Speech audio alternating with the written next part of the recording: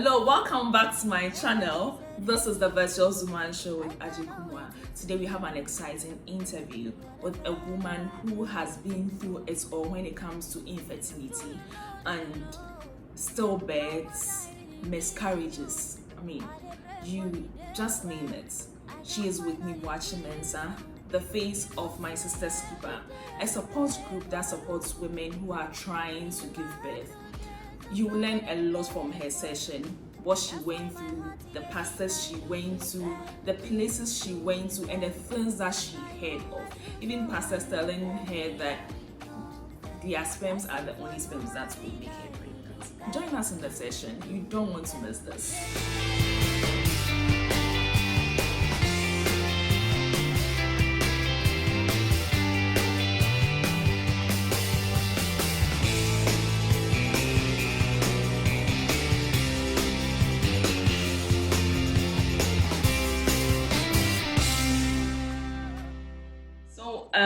Let me start from who is Whitney?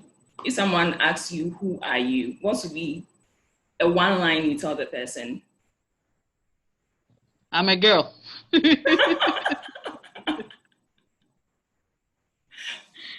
Isn't that the first thing that we identified with when we come to the world? Oh, she's a girl, he's a boy, so I'm a girl. Yeah. Okay. So I've read a lot about your write-ups on your fertility journey. Let's start from the scratch. You got married, you're excited, you are married, you have your husband. At what point did you tell yourself that my childbearing is not going to be like the regular person? At what point do you accept that fact?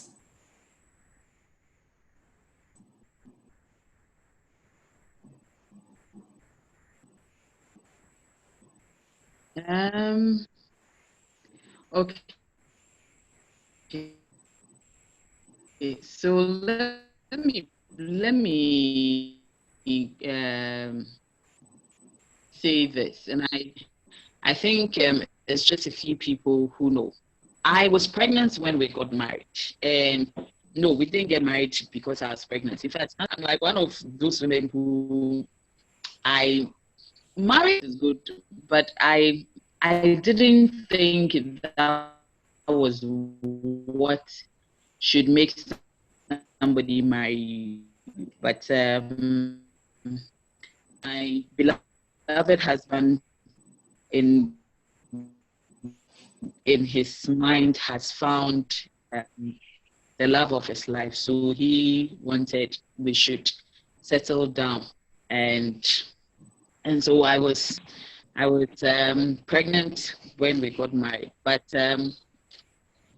6 months, that was when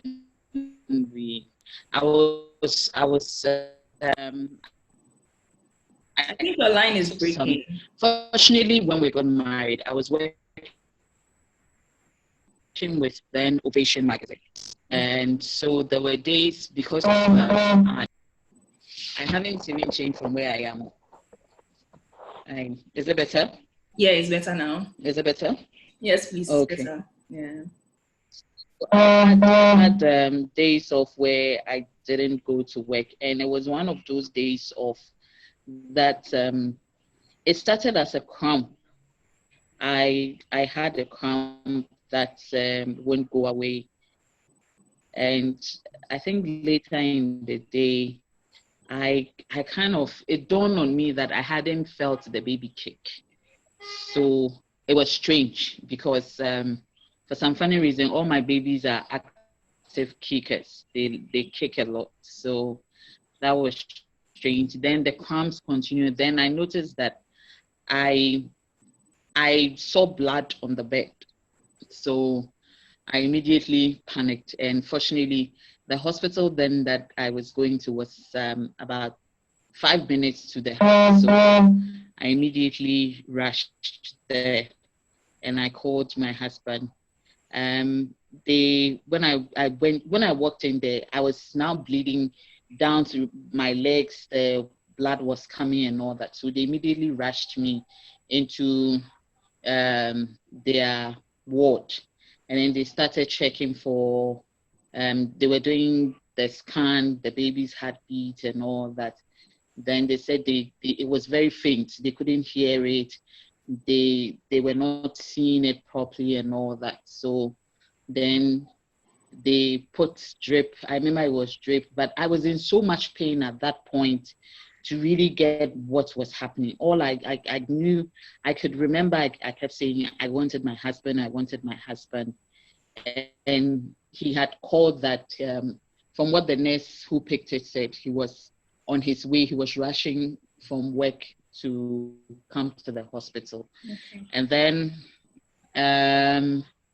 in and out of sedation, they said that, listen, it looks like the placenta had it's ripped off. So the baby they can't see they can't monitor the heartbeat again. And I was losing blood. So they will have to do an injection where it will induce my labor. Wow. So I have the baby. And it was my first experience with birthing. And I don't wish it on my worst enemy, knowing that you're going through intense labor. And for me, they said my cervix was very small, so they had to do an incision. And you're doing all that for nothing. I mean, you're pushing it out for nothing, because the baby coming is angels who were born sleeping. And yeah, I had him. He was a boy. I remember very well, he was a boy. So I had him. And because they were trying to also save my life, the bleeding and all that, I just saw him when he came out. He was gone. He was a 5-month, very tiny. But I knew he was a boy because he showed it to me and asked that we want to bury it, or they will bury it for us and all that. And we gave them the option. But my husband came, and we were both inconsolable because, I mean, that's our first child. And that's what happened. Wow. So sorry. We went on to have another stillbirth after that. Wow. And back to your question, when did I? It was also another boy, same hospital. Wow. And when did I realize that my pregnancy was not same as others? I think by after our second stillbirth and by our third miscarriage, we both knew that, listen, there's something wrong somewhere.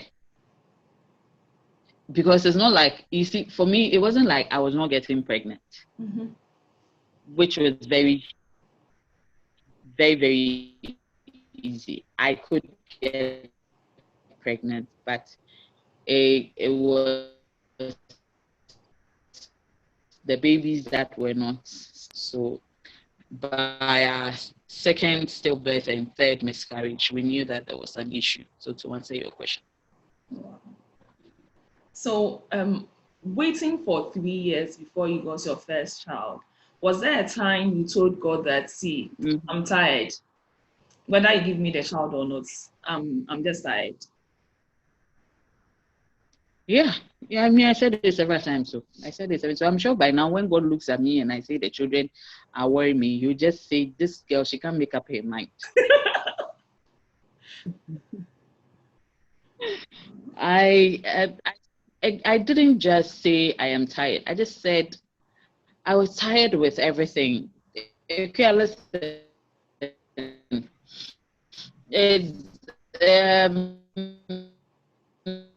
I think we are losing you again. Before our first one came 3 years after. Before he came, you've had 2 miscarriages. Is it better? Yeah, it's better now. Okay. You had 2 stillbirths. You had 5 miscarriages. 6 then. Wow. And then all the people you've had, you had weddings at the same time. They're all having kids. You're going to one christening after the other. I remember my mom was then in the UK, and she had sent everything to do with having a baby, from the magazines to the clothing to the food, everything to do with having a baby. And the things were there. So they are in your face as well. So what we started doing was, when somebody has a christening or they have a new baby, then we'll parcel up our things and go and give it to the person, because really they are there doing what? It's not like you're doing some. So we'll go and give it. And the pressure of, now you even go to functions and everybody's looking at your stomach, see if you are pregnant or if you are throwing up or anything. And I am thankful. I keep saying that I probably went through this able to handle it, probably because I had a supportive partner. Okay. So people will ask him, hey, when are the babies coming? And he'll say that probably God wants him to get more money before the children come. He will brush people off with it. But you see, men are able to handle things better than we do. You would have, and in this country, people have zero decorum, zero. They don't care whether they are hurting your feelings or everybody seems to think they are helping you. So everybody has a recommendation of, as for the hospitals, okay, I have stopped counting the number of hospitals I went to. From one very popular one in this Accra here, that I was even told that they could help me fake a pregnancy, and then they'll sell a baby to me. They will sell a baby to me. I've had a very renowned man of God who has said that the sperms to have a baby is with him. So I should come for it. Wow. And seriously, yes, seriously, these are people that, for him to have the guts to say it, I asked that, okay, the sperm for me to have a baby is with you. So how are you going to give me the sperm? It means that you're going to sleep with me. It means that it is something he does. Yeah. Because his so-called other junior pastors were saying that, but me, and I'm glad I like asking questions. If it doesn't make sense, you need to ask questions. Said, they've done it for a lot of people. So I'm sure there are a lot of this pastor's children roaming in people's homes. And they assume that it is their child. But listen, I just sat down and I asked myself that, what if one day there's something that we need to do, documental or anything, and then there's a DNA, and my husband finds out that this children, yes. And I'm thankful. You know, the funny thing, I keep saying that God works in mysterious ways. All my three boys, my husband has a birthmark on him. Oh, okay. Every child has it. Even the one that, my middle child, that everybody assumes that he looks like my brother and all that, for some funny reason, he has it even more than anybody. He has very bad kwewu nose with sinuses. All of them took it. So I'm like, so if I had gone ahead to do this stupid thing, then it means that, you see, some of these very little things that God does, so that you will know that when it is time, it is time. You are going to play God and get a child from somewhere. I remember when the day I said this thing, somebody said, you must have been very desperate. I said, yes. There's a church on the Nkoko Road. They only operate on the Old Testament. They don't deal with the New Testament. Okay. And that church, you go at 5:30 a.m. in the morning. They start at 5:30. They close at 3 p.m. Wow. And you're not supposed to eat. And when you go, the junior pastors will preach till 3 when the overall pastor comes. And you're just listening to them, and they are talking trash. I mean, come to think of it, half the things they said now, it doesn't make any sense. But then it seems to have made sense. And when I tell you the cars that go there, everybody's going to look for a child. The cars that go there. And if you see the filth of now I am looking back and I'm asking myself, we were so desperate, we didn't see how filthy the place was. And I was stripped in front of the pastor and the junior pastors. Fortunately, my husband was there. Wow. He said they had a calico that he said spiritually he could see that I was 3 months pregnant. Then they gave us some concoctions to bath with and to drink some. Okay, when we go home, the way I bled. Wow. The way I bled. And then there was a funny stench in the house that won't go. So finally, with our tails wagging behind our legs, I had to go and confess to my Reverend Minister that this is where we went to. For him to come home, come and use our Anglican incense, pray with us and all that. I said, I don't know where we went to, what we have gone to bring to the house. Do we know the kind of children we were going to have? Then there was somebody to a very good family friend who said, oh, she needed to talk to me. So I went over and then she said, all I seem to do, and I think Ghanaians do not get it. My grandmother on our wedding day said that she's never seen two couples who talk like my husband and I. We kept talking throughout the entire ceremony. And I think it's because our relationship is based on friendship first before we got married. Okay.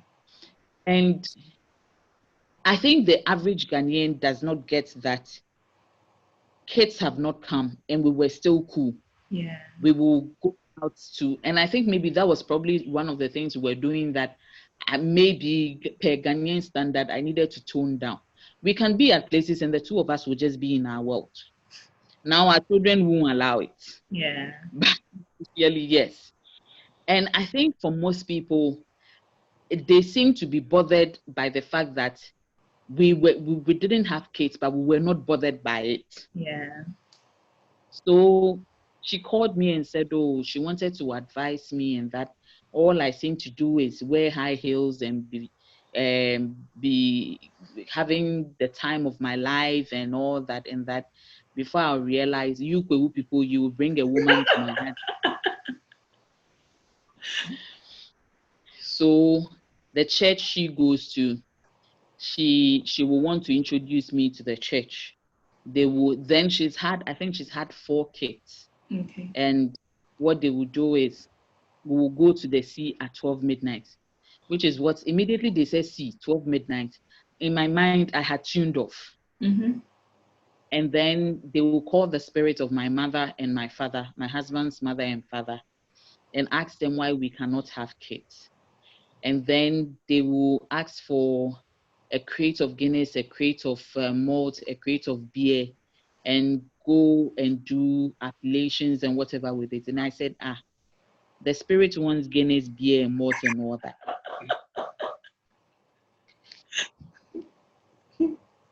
Okay, it didn't make sense to me. Yes. Then let me buy the malt and drink. I don't drink alcohol, but let me buy the malt and drink it by myself. Then she said, I should be there. That is all I seem to. And this is somebody who, I'm not being arrogant, but when it comes to social standings, but for the fact that I didn't have a child, she didn't have any right to talk to me that way. Didn't have a child. So I had become a walking board for everybody to talk to that way. I remember that day, I didn't go with a car, but I walked from Dansoman runabout all the way to First Light, Kanishi, without realizing I was walking because I was so hurt. I was so hurt and I was asking myself, but really, is my womanhood tied to me having a child or not having a child? I mean, children, like I keep saying every time, children are not sold in Primark for me to walk there and say, I want a boy, I want a girl, I want twins and all that. And it wasn't like I hadn't done my part. I get pregnant, but they do not stay. So I was so hurt. I cried all the way to that place. So when I got home, I remember I called my mom and she said she was at work, so she called me. And she called me back and I said, listen, I am tired. All this, do this, do that, this. And I was taking, I had taken everything. When I keep telling people that when I see people who say and they have stretch marks, you should see my stomach because of needles and all that I have done. But After that conversation with my mother, she called like a week later and said, "Oh, my stepfather says he has a very good gynae friend of his who is the head of gynae for 37, and that she wants us to go and meet him." Outright, I said I won't go. I had got to that point where I said I was tired. I won't go anywhere again. If it happens, it happens. If it doesn't happen, it doesn't happen. Then she said, "Oh, you know how mothers are.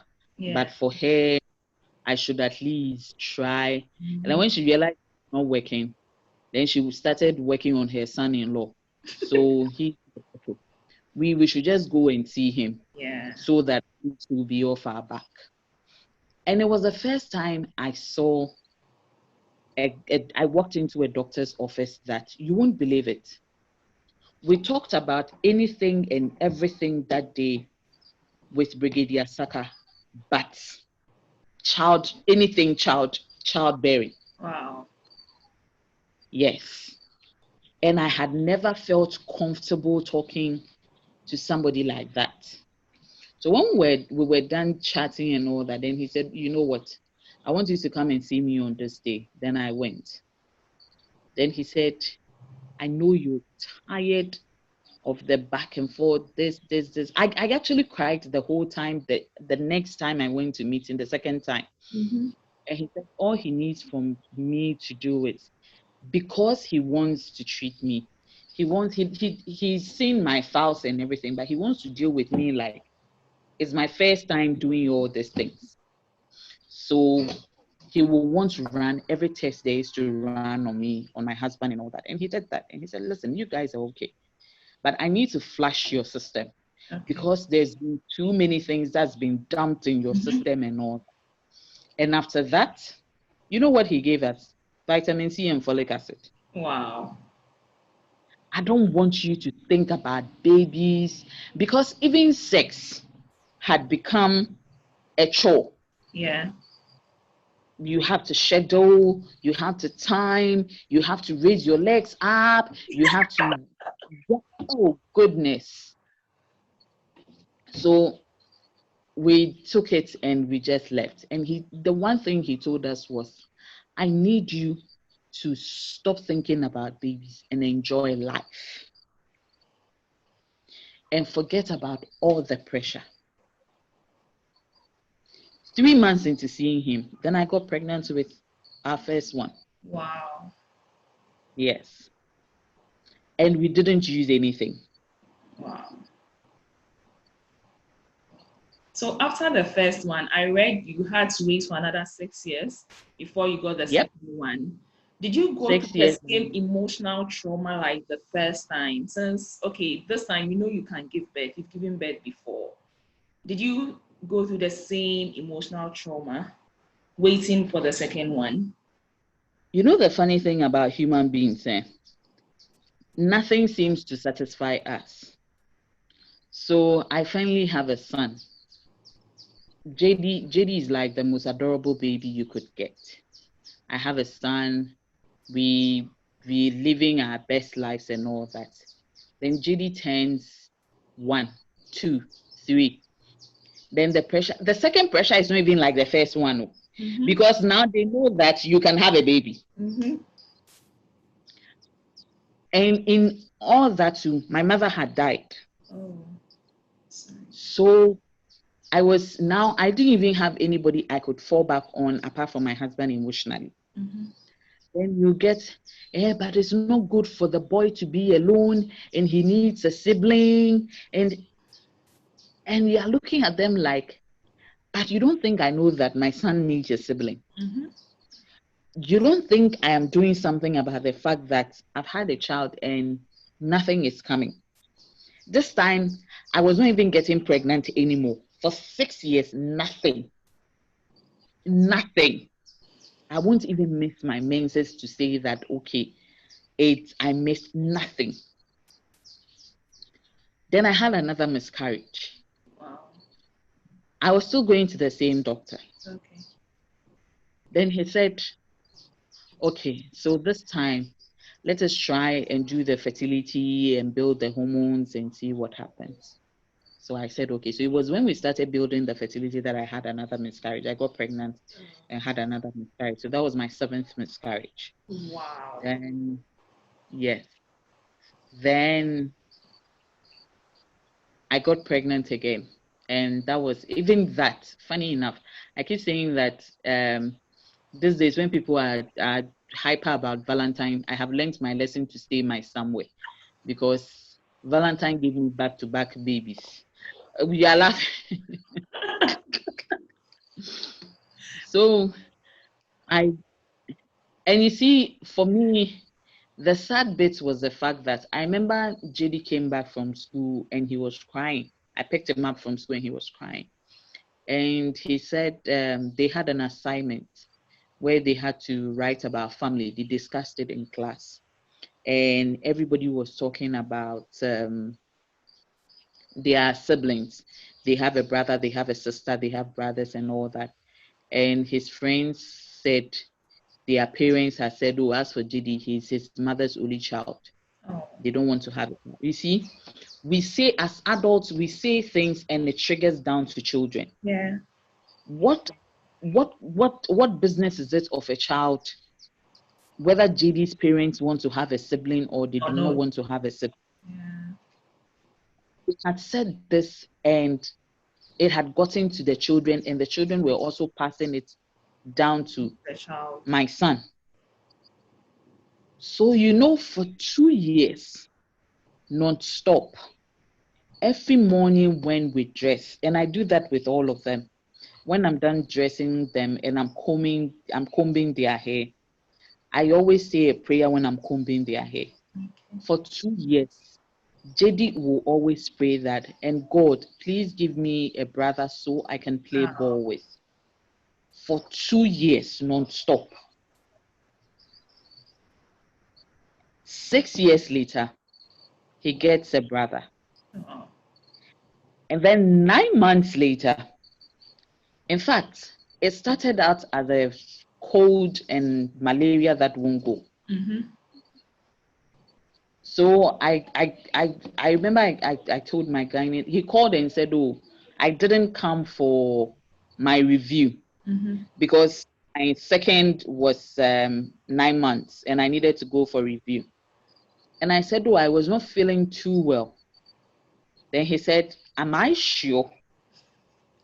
So I should come in.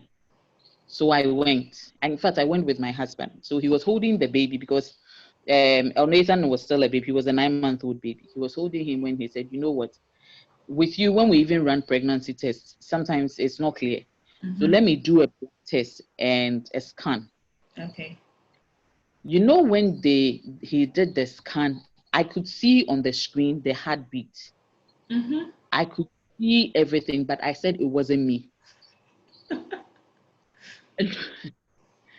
Because, this is me who has a baby and 6 years, nothing happens. And then I've had a baby and 9 months apart, I'm pregnant again.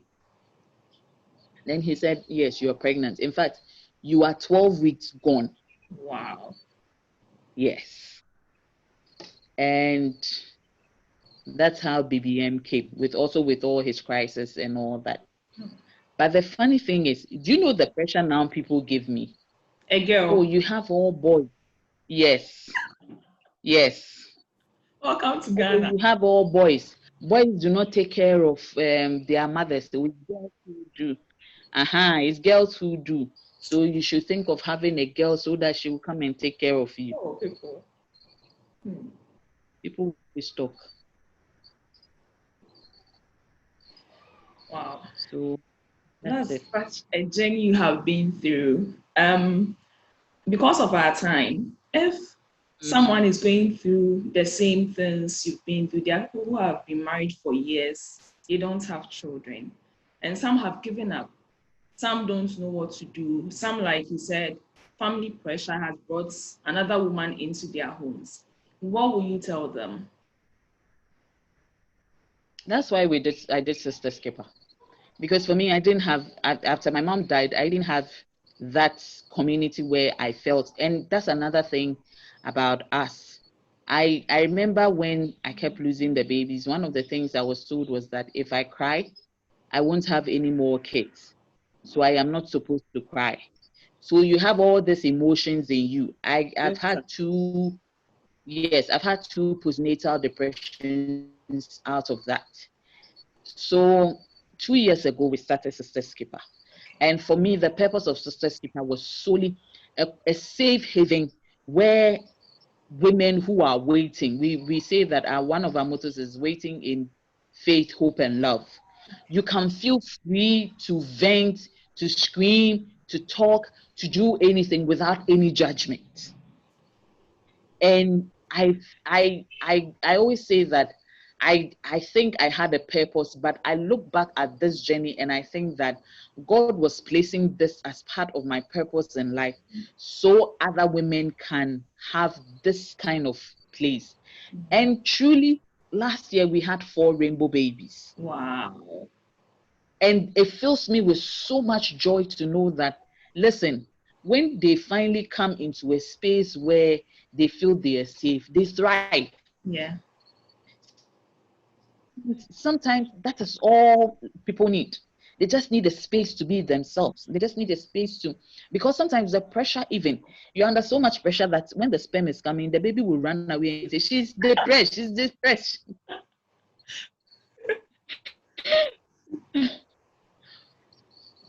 So for me, that is what I've been able to do. And we are, fortunately, it's a calling that's opened a door for a group of counselors, a community psychologist, and community doctors who give their service at next to nothing. Okay. For people to know that no matter how long it takes, hope somewhere. This week, I've read 4 kids after 15 years. They are finally with their babies. So for that's my give back through the journey. That's what I can do. Okay. To be there for other women. Okay. So if someone wants to join my Sisters Keeper, how does the person do it? So this is what everybody assumes, that I'm just a big sister at Sisters Keeper. But what happens is you go through our counselors and our psychologists before they allow you into the community, because for some women, they just need somebody to talk to, not necessarily a long-term thing. Okay. So you go to them and they have sections with you before they give recommendations for what should be done. Okay. But obviously, I am the first point of contact, and then I take the case and I take it back to them. So that's what we do. Is there a number, if someone wants to contact you, someone who is going through all these problems wants to contact you, is there a number the person can call, or maybe a social media handle the person can reach you?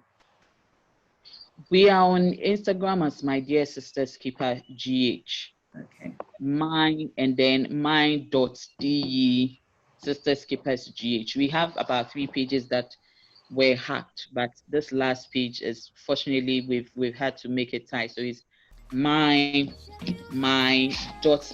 I'll send it to you so that you can you know the page. Yes. Yeah. And on Facebook at Sisters Keeper GH. And then if you want to get in touch, it's 0244 515 308. Okay. So we are so grateful for sharing your story with us. Thank you so much.